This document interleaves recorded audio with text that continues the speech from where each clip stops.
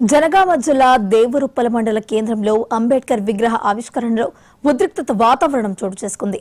విగ్రహ ఆవిష్కరణ కార్యక్రమాన్ని ఎమ్మెల్యే చేయాలంటూ కాంగ్రెస్ శ్రేణులు డిమాండ్ చేయగా ఉత్సవ కమిటీకి గత ఏడాది అంబేద్కర్ విగ్రహాన్ని అందజేసిన ఎర్రబెల్లి ఇప్పించాలని, ఎమ్మెల్యే ఎలా ఆవిష్కరణ చేస్తున్నారని 2 రోజులుగా బీఆర్ఎస్ కాంగ్రెస్ల మధ్య వాగ్వాదం జరుగుతోంది.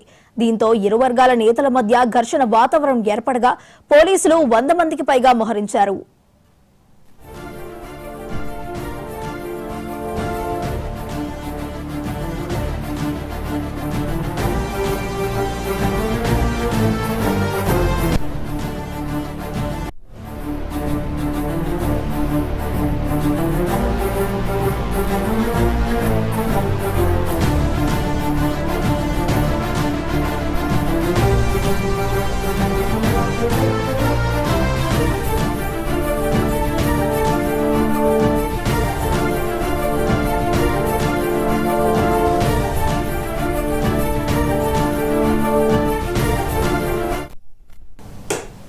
జనగామ జిల్లా దేవరుప్పల మండల కేంద్రంలో అంబేద్కర్ విగ్రహ ఆవిష్కరణలో ఉద్రిక్త వాతావరణం చోటు చేసుకున్నట్టు తెలుస్తోంది. ఇక ఇదే అంశానికి సంబంధించి మరింత సమాచారాన్ని మా తెలంగాణ బ్యూరో చీఫ్ సుధాకర్ అందిస్తారు. సుధాకర్, చెప్పండి.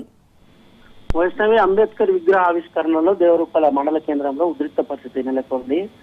గత సంవత్సరం మాజీ మంత్రి బీఆర్ఎస్ నేత ఎర్రబెల్లి దయాకర్ రావు, ఇది ఆయన కాన్స్టిట్యున్సీకి వస్తుంది. దేవరుప్పలలో ఉత్సవ కమిటీకి అంబేద్కర్ విగ్రహాన్ని ఇచ్చిన నేపథ్యంలో ఈసారి అంబేద్కర్ విగ్రహావిష్కరణకు సంబంధించి ఆ కార్యక్రమానికి ముఖ్య అతిథిగా ఆయన పాల్గొంటారంటూ ఉత్సవ కమిటీ, అదేవిధంగా దయాకర్ రావు కూడా భావించారు. అందులో భాగంగా ఏర్పాట్లన్నీ చేసుకుంటే ప్రస్తుతం పాలకుర్తి నియోజకవర్గంలో కాంగ్రెస్ ఎమ్మెల్యే యశస్విని రెడ్డి ప్రాతినిధ్యం వహిస్తున్నారు. స్థానిక ఎమ్మెల్యేగా ఉండగా ప్రోటోకాల్ ప్రకారం మాజీ ఎమ్మెల్యే, అదేవిధంగా ఉత్సవ కమిటీ సభ్యులు చెప్పినట్టు ఎలా విగ్రహానికి పూలమాలలు వేస్తారు, ఆయన చీఫ్ గెస్ట్ ఎలా అవుతాడంటూ బీఆర్ఎస్ అదేవిధంగా కాంగ్రెస్ శ్రేణులు భారీగా మోహరించాయి. కొంత ఉద్రిక్త పరిస్థితి నెలకొన్న నేపథ్యంలో పోలీసులు కూడా భారీగా మోహరించి 2 వర్గాలను శాంతింపజేసే ప్రయత్నం చేశారు. 2 వర్గాలతో చర్చలు జరిపారు. చివరికి ఉత్సవ కమిటీ ఆధ్వర్యంలోనే ఇవాళ కార్యక్రమం జరిగింది. ఆ కార్యక్రమం ప్రస్తుతం అయితే ముగిసింది. ఉద్రిక్త పరిస్థితి కూడా సడలిప్పినట్టుగానే భావించవచ్చు. ఎక్కడి వాళ్ళు అక్కడ వెళ్లిపోయారు.